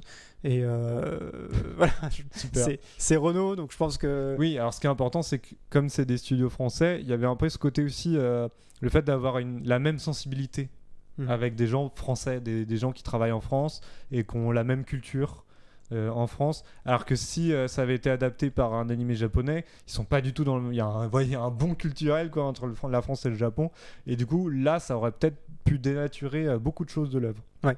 Et en dernier mot, vraiment sur la nature de cette œuvre, c'est que clairement, comme je disais, pour la com, ils ont fait quelque chose d'un peu plus sérieux. Ils ont montré leur capacité, qui est plutôt mitigé sur les scènes d'action, comme je disais, genre les scènes un petit peu plus contemplatives, c'est très qualitatif. Par contre, sur les scènes d'action, moi j'ai trouvé que ça faisait un peu brouillon, le fond, enfin l'arrière-plan ne se dégageait pas forcément des personnages, c'était très gris en fait derrière eux. Et ça paraissait très zoomé, en mauvaise qualité. Enfin, c'était un peu bizarre les scènes d'action. Il y a eu vraiment un gros décalage. Donc on verra ce que ça donne. En tout cas, ce qui est sûr, c'est que dans le ton qu'ils ont pris pour ce trailer, le but c'est aussi d'avoir un portage à l'international. Ça peut totalement plaire d'avoir une identité qui est forte, parce que c'est ça qui a plu du Japon en France. Donc il y a cette volonté-là totalement qui est ici, et notamment si on peut avoir des super musiques aussi pour l'animé, quoi. Il y a la question de l'opening, enfin du générique. Il y a une réflexion autour de Chaka Pong qui pourrait le faire, par exemple, qui pourrait être ce qui plaisait vraiment à toute l'équipe. Voilà, là-dessus, j'ai pas plus de choses à dire, ne serait-ce que si vous voulez un peu vous informer sur les studios qui font ça, c'est la Chouette Compagnie. Et en coproduction avec Ellipse Anime. Donc vous pouvez aller consulter leur site internet, vous verrez les autres œuvres qu'ils font. C'est souvent plutôt des dessins animés pour enfants. La cible de ce qu'ils ont fait pour l'instant. La Chouette Production fait notamment Droners, parce que du coup on a parlé récemment Droners, dont Nicolas David fait le manga préquel là, et donc qui est une série animée qui existe déjà un peu enfantine aussi, quoi, mais du coup voilà, il y a un peu cette culture là. Ils ont leurs pattes, hein, vraiment. J'ai regardé leur site, la Chouette Compagnie, il y a vraiment on la reconnaît un peu partout dans chaque ils ont vraiment leurs pattes, et elle est assez intéressante, et c'est celle en fait que vous voyez un peu globalement dans le trailer, quoi. Ouais, en sachant que pour le manga, si on veut revenir au manga de Dreamland, on a eu aussi très récemment l'info comme quoi le tome 21 sort le 12 octobre 2022, donc c'est dans pas si longtemps que ça. Très bonne nouvelle. Et il y a eu aussi d'autres choses à côté qui enclenchent à côté de l'animé. Il y a un jeu de cartes qui va sortir, je sais pas si tu es au courant. Non, ça je sais pas. Un petit jeu de cartes qui sort comme ça. Il y a toujours des figurines, des goodies, des choses comme ça qui sortent autour de Dreamland et qui se revendent à prix d'or derrière, hein, les figurines. Ça c'est incroyable. Je suis sur le petit groupe Facebook et à chaque fois c'est fou les prix qui sont sur la revente. Mais ouais, en tout cas il y a des bonnes nouvelles pour le manga français, parce que ça veut dire que si ça marche bien, les gens derrière, d'autres studios vont vouloir prendre le pas, et je pense que c'est quelque chose qui était inévitable en fait, cette production française d'animé, et c'est tant mieux si ça commence avec Dreamland, parce qu'il l'a vraiment mérité, et j'espère que ça va suivre derrière, et que ça va pouvoir s'exporter, et qu'on va pouvoir rayonner comme ça avec le manga français. Ce serait vraiment incroyable. Pour la création française, ce serait vraiment trop cool. Donc notre petit tour sur Dreamland. Une adaptation du manga de Maître Gims en vue. Alors je parlais pas de toutes les créations françaises, mais c'est vrai qu'il y a beaucoup aussi de mangas de célébrités, de youtubeurs, de choses comme ça. Il y a eu un manga aussi qui a été annoncé par l'équipe de Benzaï sur leur série YouTube Hard Looters. Ça m'a trop surpris, j'étais genre c'est vrai qu'après les créateurs, ce qui est marrant, c'est que les créateurs YouTube d'aujourd'hui, c'est le cas aussi de Ganesh 2 qui a fait son manga, mais c'est du pur délire là. Oui. Enfin, il s'essaye à ce format-là, et c'est ça qui est rigolo aussi, c'est que le monde du manga français, on va dire, made in France, bah, il continue d'évoluer en tout cas. Et en tout cas, on va suivre ça pour vous.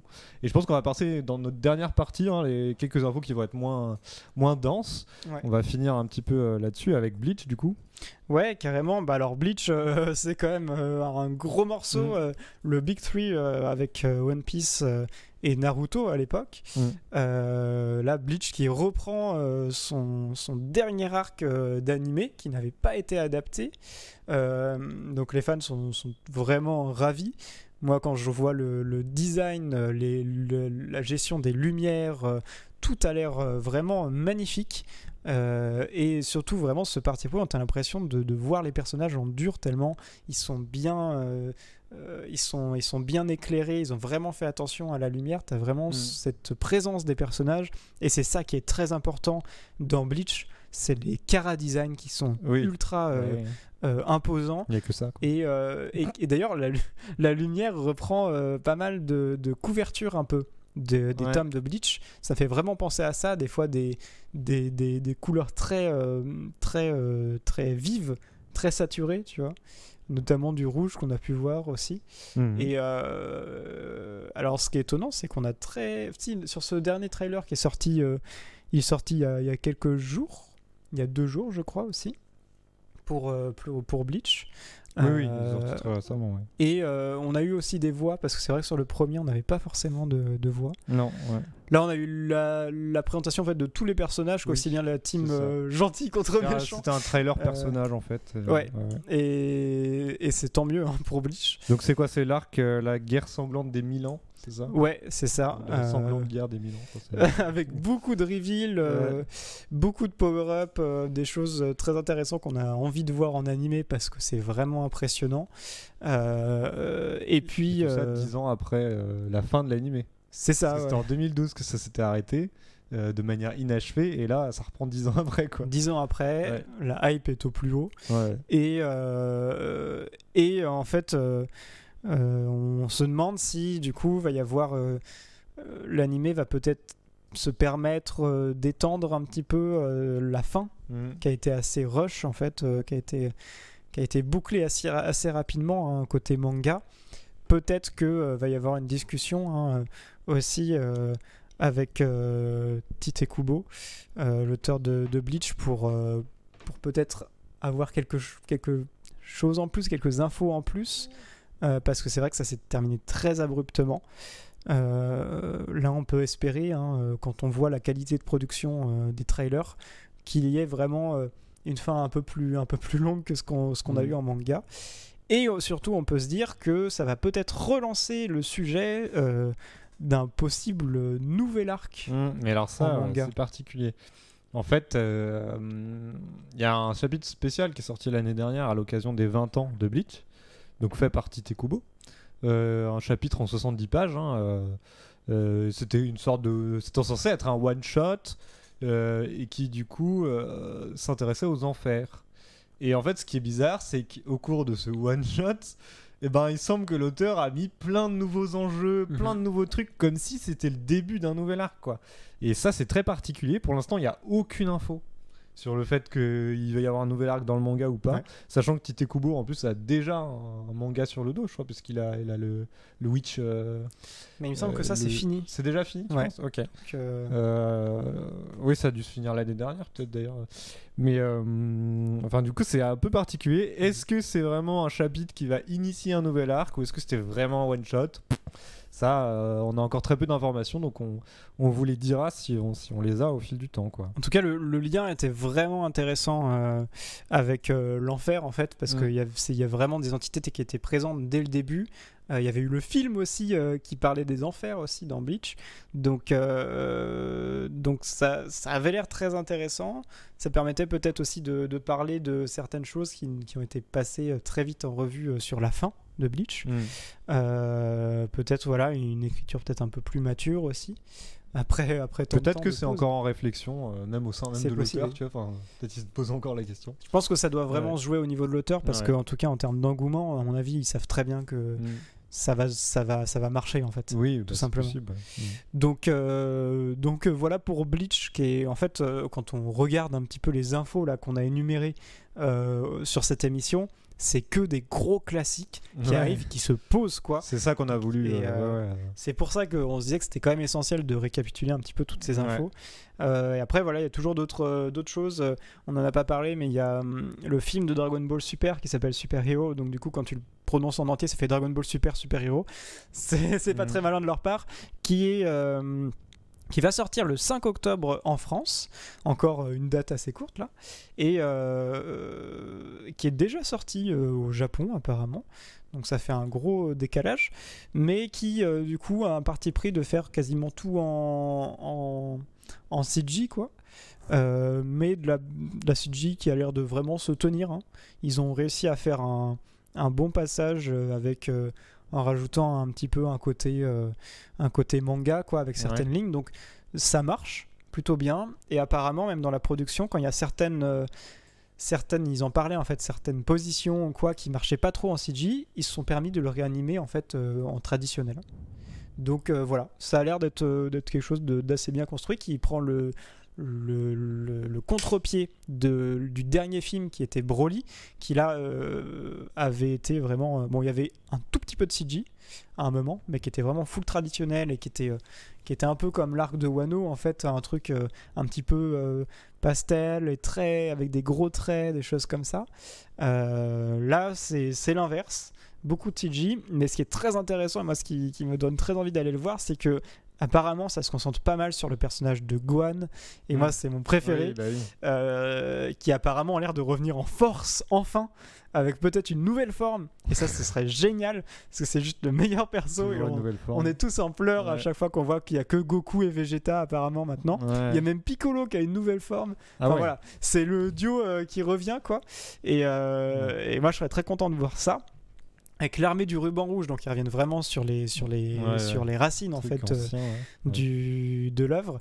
Donc c'est quelque chose que j'irai voir personnellement, parce que voilà, ça me hype. Toi, je sais pas trop, t'as peut-être pas trop dû suivre. Je suis moins sur Dragon Ball, donc c'est vrai que ça me touche moins, mais si j'avais continué la série, peut-être je le reprendrais un jour. Ouais, t'avais même pas fini.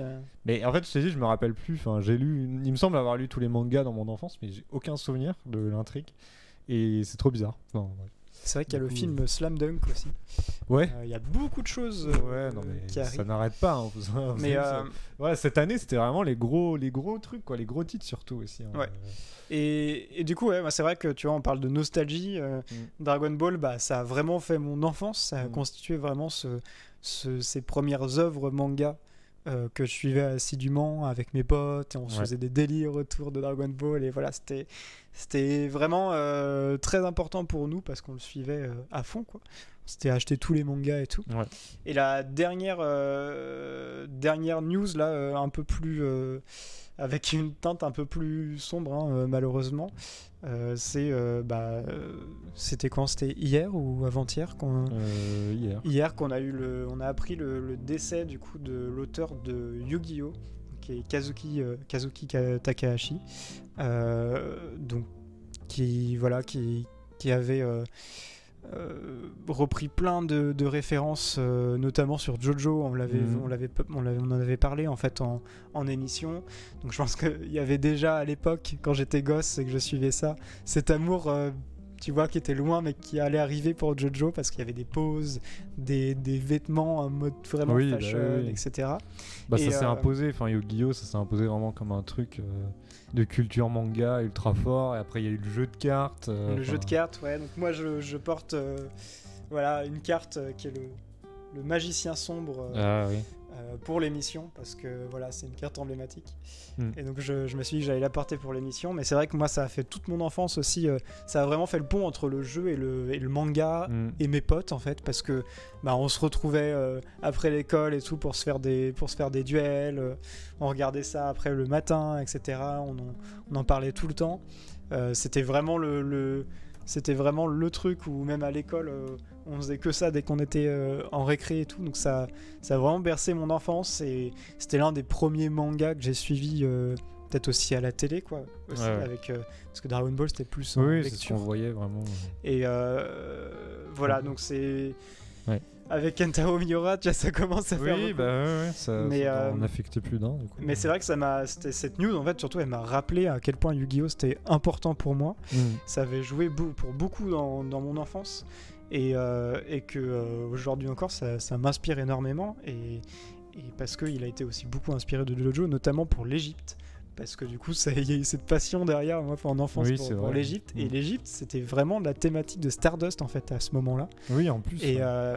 du coup, il y a eu beaucoup de ponts en fait avec Jojo. Ouais, c'est sûr. Donc voilà, c'était quand même important qu'on en parle sur cette émission parce que c'est quand même très récent.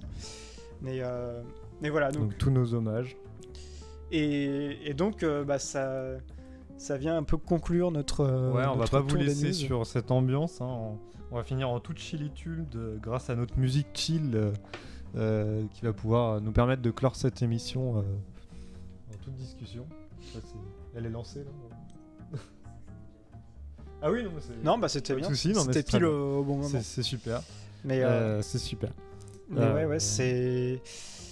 On a beaucoup de choses autour du manga, je trouve. J'ai hâte de découvrir tout ça. Depuis cette année, on a beaucoup de news.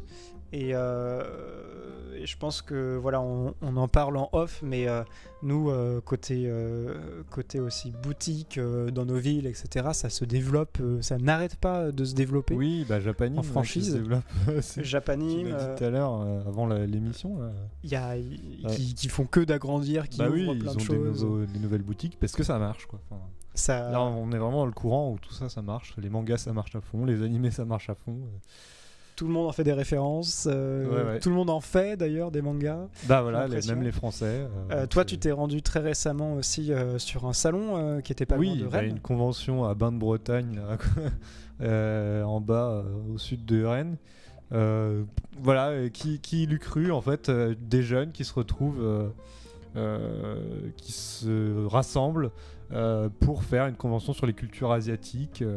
Donc ça allait de la K-pop au manga en fait, et puis à tout le reste, les arts martiaux et tout ça. Donc ils ont vraiment fait une petite convention vraiment sympa avec plusieurs animations, en invitant un petit peu les acteurs locaux en fait, on va dire, d'une certaine manière, du manga, comme Nicolas David par exemple, le mangaka qui a notamment fait Mekaz et du coup Droners et qui habite à Rennes. Et puis d'autres gens du milieu, donc il y a vraiment ce truc là partout, quoi. Ouais, et on le voit, il y a des créateurs vraiment rennais qu'on ne connaît pas en fait forcément, et qui sont très présents aussi dans la communauté du manga, sur Webtoon aussi. Oui, il y a plein de nouveaux formats aussi. Et voilà, donc nous après, si on peut peut-être parler de nos actualités, c'est vrai que il y a les émissions, mais maintenant nous on est en train de développer quelque chose à côté dont on avait parlé à la fin de la dernière émission, qu'on travaille sur d'autres choses, parce que on est en train de finaliser notre création d'association, l'association Moriocho.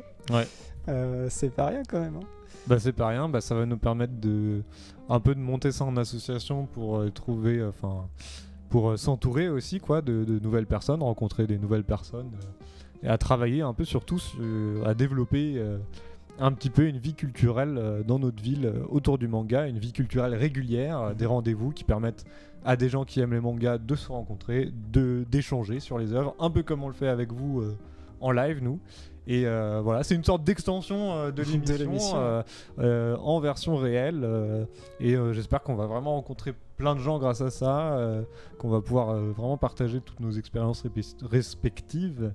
Et puis l'idée c'est un peu de monter des événements et de se rapprocher des structures dans notre ville, parce qu'elles sont très friandes en fait, les bibliothèques de ce genre d'ateliers, et même aussi et ça peut être intéressant d'aller faire des émissions dans les structures. Donc le Moriocho bouge et qui se déplace dans une bibliothèque, dans un café manga. Ça vous allez le voir. Il y a beaucoup de choses prochainement. Mais en tout cas, c'est des liens qui sont en train de se faire, qui vont être très intéressants. Peut-être, pourquoi pas, des fois, un mini-live avec des gens de l'atelier aussi. Ça peut être très intéressant. Des interventions de dessinateurs, de créateurs de mangas dans nos ateliers. On souhaite aussi en émission faire un peu plus d'émissions avec des invités. pour voilà, continuer à créer du lien. Et puis peut-être pourquoi pas créer des événements autour de l'émission, un peu plus gros. Voilà, tout est en train de se développer autour de l'émission. Donc tout ça, voilà, pour contribuer un peu à cette vie du manga en France et à vous montrer toujours plus de créations différentes, de démarches en fait, autour du manga. Et on signe où je pense qu'on donnera des news dans nos réseaux, tout simplement. Oui, oui. Et ce serait avec grand plaisir qu'on puisse vous accueillir dans des ateliers rencontres, parce que on a très envie que Baka Scénario nous propose des œuvres qu'il connaît. N'est-ce pas? Ouais. Mais ça, là, par contre, on ne pourra pas y couper parce qu'on sera obligé d'écouter comme ça. Ah bah oui. C'est le but. Donc ouais, beaucoup de choses. D'autant aussi pour notre émission. Et voilà, on a remodelé notre salon. On a une lumière qui est un petit peu plus jolie. C'est pas trop sombre. On est un peu mieux sur la lumière. On est un peu détaché avec le fond qui est bleu. Voilà, là je suis en train de niquer le décor. Le décor. Mais voilà, on essaye à chaque fois de revenir en force petit à petit. Et voilà, je pense qu'on va pouvoir clore notre émission. Notre première intervention avec Lucie, qu'on remercie à la technique, à la régie. Merci beaucoup, parce que c'est impossible de faire ce genre d'émission à deux. Donc, si on est là, quoi. Voilà. Donc bravo, un grand bravo. Trop bien. Merci. Et du coup, on va se souhaiter bonne soirée. Ouais, carrément. Et puis à la prochaine pour l'instant, on sait pas, on n'a pas encore décidé. Soit une émission autour d'une œuvre. On a nos petites thématiques là, on les connaît, on a quand même des œuvres en réserve. Soit une émission avec des invités, ça va dépendre ce dont on a envie. Et oui, voilà, c'est beau tout ça. Plein de projets. Même le chat remercie Lucie, donc écoutez, à bientôt Alain. Salut, à la prochaine. Salut.